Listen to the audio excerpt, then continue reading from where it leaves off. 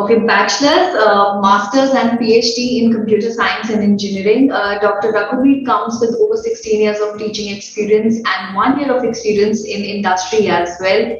He submitted a lot of research papers in international conferences and published more than 20 in conferences and journals as well. A passionate academician, he is also an academic advisor to leading universities across the country, but today we focus on Dr. Raghuveer's goal and mission as Dean Academics of the KL University. So my first question to you as Dean Academics of KL University, how do you strategize the curriculum to reach out to the students and to make it more specific in the fast changing world as well? See, first of all, the foremost thing is that the stakeholders who are the students of any academic institution must know the importance of education. Students these days are choosing some program of study due to their peer pressure or due to their parents' advice or something like that without knowing exactly what are all the opportunities available in their respective branch or program of study. So our foremost important goal is to identify that exact importance of each and every program of study and sensitize our students to ensure that they explore the various opportunities which are available in the respective program of study. And the second important thing is they must be exposed to the skill sets that are required in the various fields of study that will greatly enhance their job opportunities as well as explore various options related to entrepreneurship and career advancement in their respective program. And the third important thing is with respect to the new education policy, there is a provision for multiple entry, multiple exit for the students, by which the student who is pursuing the first year of study, if they come out with any innovative idea, they can go and pursue their startup. And then whenever they get time to continue their academics, they can get back and continue from the place where they left. There is a provision for storing their credits that they have earned by the year of study into the academic bank, so that at any point of time at a later stage they would be able to continue with the rest of their study. And this gives a greater flexibility to the students in terms of continuing their study whenever, wherever they want. And the fourth point is choice-based credit system, which is the foremost important aspect with respect to any autonomous institution. We wanted to ensure that the students are given the flexibility to choose their own subjects at different intervals in order to decide their kind of degree that they want to achieve. And fourth one is the introduction of liberal education. Gone are those days where the students have to do a fixed course or fixed program with a fixed title. Some of the students who are interested to do a wide variety of courses and they want to pursue their career in their respective passionate field, they can do that by liberal education. So with these aspects, we wanted to make sure that the students who are about to take up higher education are being guided properly towards choosing their right program of study based on their passionate areas. Flexible learning is something which KL University has been doing for years now. But as you were talking about liberal education, could you elaborate on that? Because that seems to be a very innovative way of imparting knowledge in the fast changing world when globalization and technology is changing everything around us. So could you share some details about how does that work for students? Definitely. So liberal education is a concept which is recently introduced in the new education policy. The ultimate goal of that is to make sure that the students are not forced to choose a particular bundle of subjects that gives them a particular specialization in a respective program area. Rather, the students are free to choose wide variety of courses and the options that are available in front of them. For example, they can choose some course from their host university where they have registered, and if they want to pursue some other course from some other IITs which are offering on specialized areas, they can choose those courses as well. They don't have a fixed course structure or program structure, but they won't get a specialized degree or a degree with a specific title like computer science and engineering or electronics and engineering. Their degree will be called as Bachelor of Liberal Education because they have the right to choose the kind of courses that they want to study based on their passion. For example, a student who has got graduated 5 to 6 years back and is currently working in an industry setup, and he or she wants to continue education to update their knowledge on the latest areas, latest trends across different fields like computer science, electronics, mechanical. They may be working in that kind of projects which requires interdisciplinary knowledge. In those cases, the students are free to choose wide variety of courses in order to build their own learning path, which leads to the Bachelor of Liberal Education, that greatly helps them to succeed in their current career track which they are working. That is the ultimate purpose of it. Sir, how does it fit into scheme of things in students of non-engineering courses as well? Yeah, liberal education is nothing related to engineering or non-engineering. It is something which is open for the students to choose wide variety of subjects of their own and build their own degree without any specific constraint of limited number of subjects that they have to undergo. But it can be a 3 or 4 years depending upon their interest. Accordingly, they can build their entire degree by themselves by choosing the appropriate set of subjects. Sir, this is time of pandemic and we are seeing so many changes and lockdown and a lot of interruptions in higher education. Is there something specific you've kept in mind while designing the curriculum for this year? How are we extending support to students who are aspiring to join Kale University? See, with respect to the students who are aspiring to join Kale University, we would like to tell you that we follow a new model of learning, which is called the fluid learning. See, the ultimate aim of fluid learning is to make sure that the students are not constrained by a fixed course structure or a fixed set of courses that they have to do in order to attain their degree. So this fluid learning model primarily helps the students by giving the flexibility in different forms. One is by choosing their own set of subjects through the choice-based credit system, and the second one is the mode of attending the classes.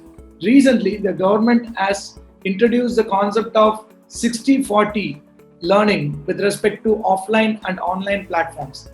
Government wants to make sure that the UGC wants to make sure that the learning happens 60% through offline classes and 40% through online classes. And we wanted to call it as a blended learning approach. In blended learning approach, the students are given the flexibility to learn by themselves to some extent and explore the wide variety of the questions, the wide variety of exercises in order to ensure that they attain the necessary knowledge with respect to the subject. However, all these things will be tracked through the online learning platform and the information will be reaching the teachers in time. Wherever they are going off the track, the teachers will intervene and guide them appropriately in order to complete that particular course. So blended learning approach is one of the major aspects with respect to the future of higher education, wherein the students need not have to be in the campus all the times in order to do the learning. Learning happens in their own space at their own pace. So that is the advantage of blended learning. And we do support the concept of virtual labs in our academic practice so that students who are not able to do the lab exercises beyond the college hours, they can do it virtually over the online platforms through various virtual lab facilities which are available. And apart from that, we give additional learning support in the form of augmented learning for our students through the platforms like LinkedIn Learning, Coursera, Simply Learn, and all these. With this, the student will be able to augment whatever they learn in their traditional classrooms through live lectures or in their face-to-face sessions with additional content which are custom created by the faculty members for their students for self-learning purpose. And the other question which you asked, how are we going to make changes in our curriculum in order to handle the effects of the pandemic and the disruption caused due to the pandemic? For that, I would say that the changes that we have made in the curriculum is from the perspective of the outcomes that the students attain. However, whatever subjects that the students learn across the program of study are mostly based on the industry requirements. But what we have made changes is in terms of the delivery of those concepts in order to make the students getting more opportunities with respect to entrepreneurship or employability or career advancement in their respective areas. So the change has been made with respect to the outcome attainment of the course rather than the content of the course and its delivery methods, primarily to attain the outcome of entrepreneurship, employability, and career advancement. Absolutely, sir. So now that we were talking about blended learning, it has been proposed by many academicians, because it comes with the challenges, there are opportunities as well. How is Scale University preparing all its stakeholders, whether it's the faculty and the students, to adapt it well in their academic session? See, in order to be a part of any new innovation, the stakeholders are the ones who are to be trained appropriately. So, with the effect of pandemic that started a year before, we are very much into that right from the beginning to ensure that all our faculty members are trained to effectively use these platforms. And the faculty training was the first thing that we started to ensure that the faculty do not teach the very same way as it happens in a typical classroom session, because live interaction is something different, face-to-face interaction is something different. So we wanted to ensure, even though it is delivered through live lectures, the faculty are trained in such a way on the pedagogical approaches that makes the classes interesting for the learners. So rather than being a monotonous lecture that is delivered one way, we have introduced various new pedagogical approaches like breakout sessions and collaborative learning for the students in order to ensure that the students feel that they are in a typical classroom session, even though they miss that atmosphere. So the second part is to deliver those sessions for which the faculties are trained to our students, so that the students get the feel of how it is made available online to them, and necessary feedback were taken from the students to ensure that the classes are made more interesting day by day. And we have introduced wide variety of pedagogical tools and approaches in order to make these online classes, blended learning, an interesting option for the students. Absolutely, sir. But how do you see the future of higher education in this digital age, with technology and globalization, huge impact there. How do you see the future? See, the future is very bright, but the only thing is that we need to ensure that we give the right thing to the students. See, earlier there were a huge set of opportunities which were available in front of the students, but the problem now is that due to the pandemic, most of these opportunities which were available to them have become outdated, right?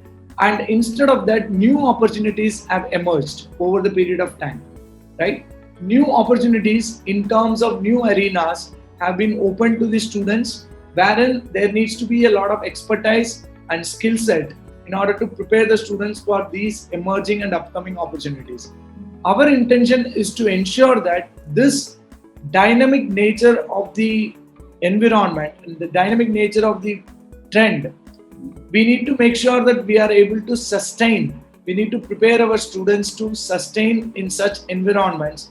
Whatever may be the emerging environment or emerging need, our students are mentally prepared as well as technically prepared in order to handle those challenges. So the future of education is very bright.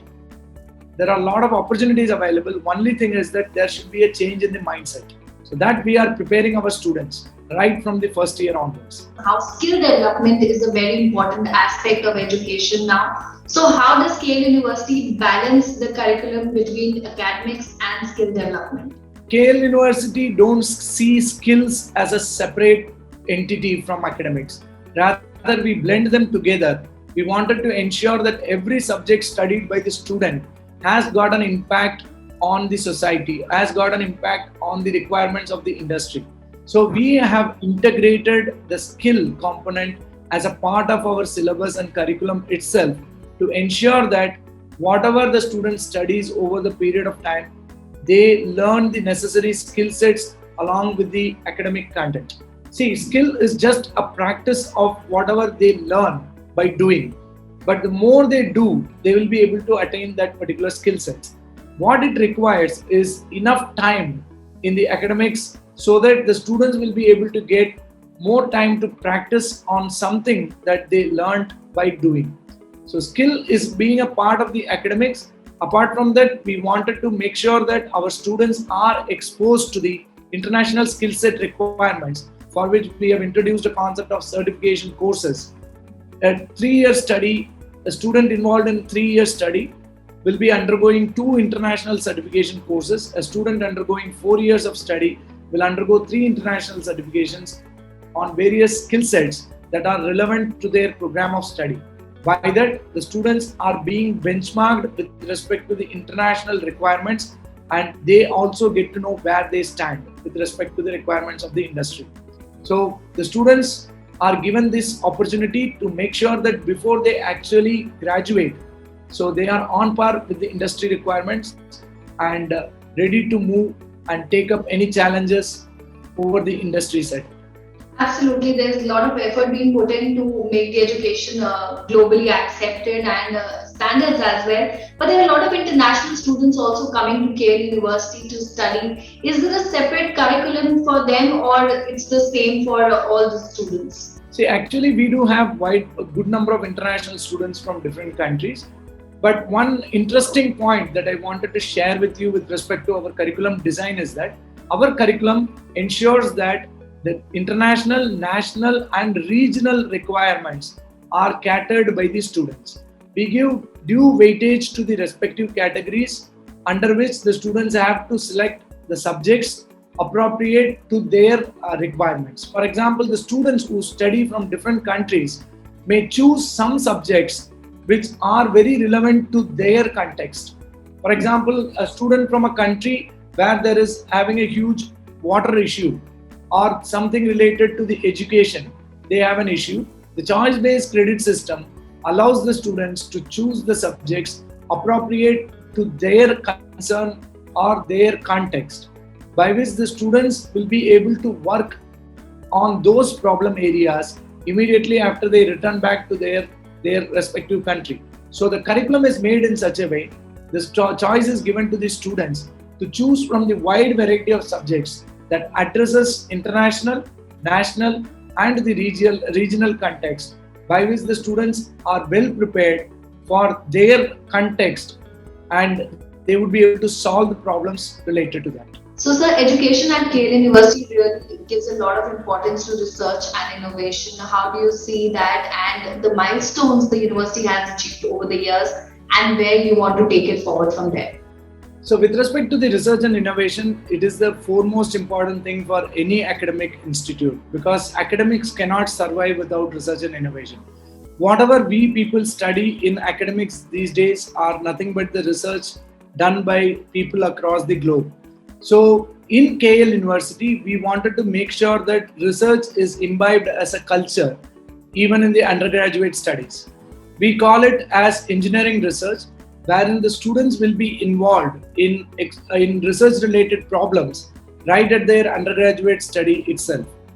And towards this, the students will be exposed to wide variety of problems that are there out in the society, as well as the problems that are being faced by the industry at regular intervals, in order to ensure that whatever they study, they utilize it for the purpose of addressing those problems and challenges.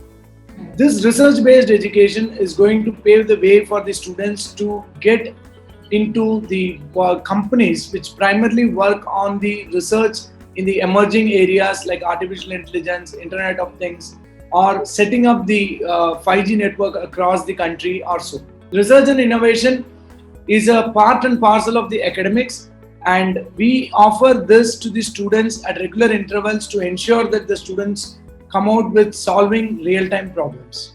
Absolutely, sir. Now the university also pays a lot of focus in creating jobs creators out of the university level itself, and not just job seekers. How's the entrepreneur sales role coming along, and what is your vision for it?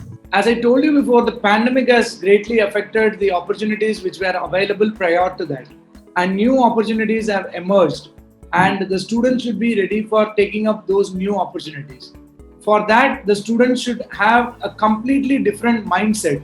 Rather than being a job seeker, they should be a job provider, right? So in order for that, the students should start addressing the kind of problems that has emerged due to this pandemic and try to give solutions in an altogether different way, because these kind of solutions never existed before, right? Take the case of the medical advancements like the pulse oximeters or other kind of devices which were only used in the hospitals. Now they are being used at regular home, daily day-to-day basis. It is being used at homes. So these kind of innovations must reach people, the larger audience, in order to make sure that they don't have to really rely on somebody else at every point of time. So towards this, we wanted to ensure that the students are prepared for this mindset of entrepreneurship right from the first year itself. The design thinking and innovation course which I told will really help the students to identify the challenges and try to resolve those challenges through technology. And if those challenges that they have resolved has come out with successful results, then they may be converted into startups. As we do have incubation centers in KL University, we are ready to incubate those kind of innovative ideas that can get converted into a successful startup. Absolutely, sir. So you come with over 16 years of experience in academics. What is your goal as an academician in the role of Dean Academics to implement at KL University? See, my foremost goal is to make sure that the campus gets converted into a corporate. Usually people say that it is campus to corporate. That means they prepare the students in order to go into the corporate culture and get adapted to the needs and requirements of that corporate environment. But rather, what I wanted to implement over the years is converting this campus into a corporate wherein the students start working on real-time problems and give innovative solutions right from their first year onwards. So this would lead to earn while studying, and that will become a great opportunity and game changer for the students, because industries expect students who have worked in real-time problems and are capable of giving solutions to the challenging problems that are being addressed by the industry. So my dream is to convert the campus into a corporate by bringing in that kind of culture in the academics, so that the students will be able to implement whatever they are learning and immediately start developing solutions for the betterment of the society. Absolutely, sir. So if we talk about what are the core strengths of KL University, which also drawn you towards it to join it as the Dean of Academics? Yeah, our core strengths are our people. The university strength of the university is purely on its faculty members. We do have wide variety of faculty members with varying specializations and the degrees in varying specializations. So we have attracted faculty members from across the country, and we are utilizing the services of the people from across the globe in order to teach our students. So I would say our faculty is our strength. Followed by it, we have a wonderful infrastructure that is capable of doing any kind of research work, solving real-time problems and giving solutions. And third is our curriculum. The way we have formulated our curriculum is to ensure that our students get the best and they are able to be ready for the kind of challenges of the future.